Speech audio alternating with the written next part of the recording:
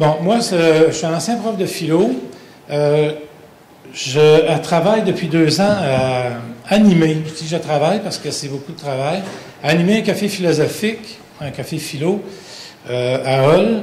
Et puis, le prochain qu'on fait, demain matin, va être sur un texte de M. Doyon qui s'appelle « Avoir une religion nous rend-il meilleur ?» où il développe le point de vue de Platon, etc. Bon, donc, j'ai aussi refusé d'aller à l'Université Laval parce qu'on voulait m'enseigner la philo en latin en 68. Donc, je suis allé à Ottawa, me voilà expatrié de mon pays natal. Ce que je veux dire, c'est pas tellement une analyse comme ma collègue a fait. Ce que je veux proposer, c'est quelque chose de très positif. Et je suis étonné, d'ailleurs, de mon collègue de l'Université Laval, de ne pas jamais entendre parler de cette chose au Québec qui s'appelle la philosophie pour enfants. Depuis 1968, M. Matthew Lipman, qui est un pragmatiste américain issu de l'école de Dewey, bon, on les passe, a mis sur pied toute une didactique de l'enseignement de la philosophie avec les enfants. En fait, pour les enfants, lui.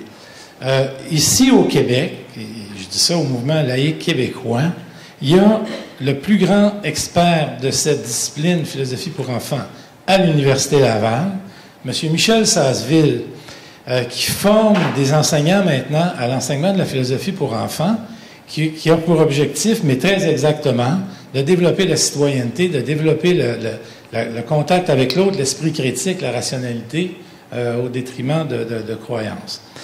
M. Sasseville donne maintenant des ateliers à travers le Québec, et je comprends que vous critiquiez le Code d'éthique et culture religieuse, mais je trouve que cette discipline-là de la philosophie avec les enfants est tellement extraordinaire que je pense que ça devrait être une proposition positive que vous devriez amener.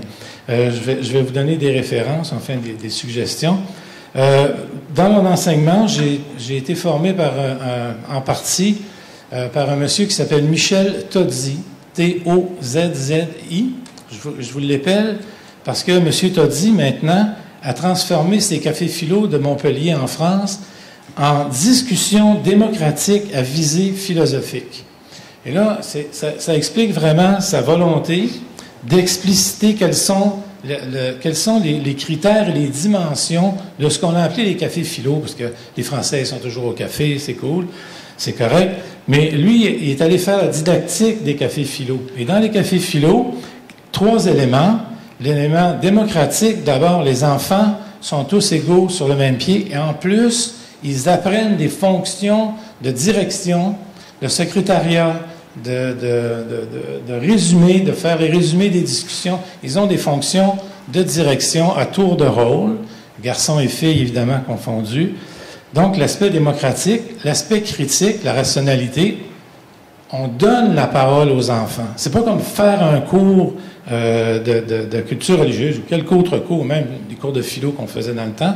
C'est vraiment de discuter de 3 habiletés du philosophie, telles que M. Tozzi les a développées, avec lesquelles j'ai travaillé pendant quelques années. C'est-à-dire, la philosophie ou le philosophie consiste à conceptualiser les notions, à les problématiser, comprendre les problèmes qu'elles soulèvent, et à argumenter sa position de façon rationnelle et critique et accepter celle des autres. Donc, voilà, je travaille ça avec des adultes, mais je l'ai fait aussi avec mon ami Rosa Marta. On a fait un café philo enfants-parents sur les mêmes thèmes, soit la beauté et les arts. De façon séparée, les enfants discutaient du thème et les parents aussi, et ensuite on les ramenait ensemble et ils devaient faire une espèce de rencontre parents-enfants. Mais cette fois-là, comme les enfants étaient des personnes, ils n'étaient plus leurs enfants. Et les parents n'étaient pas des parents qui disent quoi faire, ils étaient des personnes. Alors c'est ça que ça fait la philo pour enfants, ça donne la parole, c'est l'appropriation de la parole. Et c'est assez fantastique. Donc, voilà, je vous donne tout de suite une indication qui est assez extraordinaire, c'est une coïncidence, mais je pense qu'on est dans le sujet. M. Michel Tozzi, sur YouTube, anime un café philo pour enfants où, si on veut maintenant, une discussion démocratique à visée philosophique sur la distinction entre le savoir et la foi. Et donc, vous avez cette discussion-là. Les enfants discutent et échangent durant 1h15. J'en reviens pas. C'est assez incroyable. Ils sont attentifs, ils débattent, ils échangent des points de vue. Qu'est-ce que la science? Qu'est-ce que la religion? Qu'est-ce que croire? Qu'est-ce que savoir? Et il n'y a vraiment aucune allégeance religieuse, idéologique ou autre. Il y a seulement des enfants qui prennent la parole. Donc, si vous allez sur YouTube, M. Michel Tozzi, il en fait il y a des dizaines de vidéos qu'il a fait. Parce que maintenant, il a mis sur pied à l'UNESCO une chaire de la philosophie pour enfants.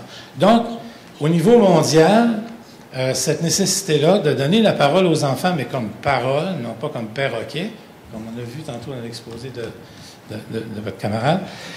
Et donc, l'UNESCO a mis sur pied en 2016 une chaire de philosophie pour enfants. Et donc, ça va se développer. M. Michel Sasseville, sur son site, indique qu'il y a 74 pays qui, d'une façon ou d'une autre, pratiquent la philosophie pour enfants. Ici, dans le sud de Montréal, il y a une équipe qui s'appelle La Traversée. Je pensais rencontrer la personne. Visiblement, elle n'est pas là. Qui travaille à la réduction de la violence par la philosophie avec les enfants. Et ils ont été supervisés par l'UQAM. Ils ont eu une évaluation qui doit être disponible quelque part, que je n'ai pas vue. Donc, même chez Rosa Marta, à Tijuana, la ville la plus meurtrière au monde, il y a un groupe de philosophie de la frontera où les enfants discutent des différents aspects de la frontière et des rencontres entre les deux peuples. Alors voilà, Mme Morissette, je pense que j'ai... Où est-elle? Je pense que j'ai fait la job, mais je n'étais pas prévu pour le faire. Mais je trouve que ça peut être une solution, mais éminemment, je vais terminer là-dessus, éminemment incroyable de remplacer un cours comme celui-là, qui est un cours, évidemment, presque de religion, par un cours où on donne la parole aux enfants sur une base citoyenne, où ils pratiquent la démocratie et les fonctions sociales et politiques, et où ils ont l'impression d'être des personnes, et ils grandissent, ils deviennent critiques et écoutent les autres. Je termine là-dessus pour ma collègue du Cégep. Quand je voyais mes étudiants arriver au collégial à 17 ans, 16 ans, 17 ans, 18 ans, que je leur demandais d'aller en avant pour parler, et c'est ça qui m'a motivé le plus dans ma carrière, ils étaient incapables de le faire. Ils disaient, non, pas ça, Burn. Non, tout, mais pas ça. Fais-moi pas parler. Et je me suis rendu compte qu'on avait volé la parole aux enfants. Carrément. Puis les Québécois, on est tellement minables au niveau de l'expression orale. Et je pense que si on commençait à philosopher à 7 ans, bien, quand il arriverait au cégep, vraiment, on aurait des gens avec qui parler et avoir du plaisir en plus. Mais je vous remercie.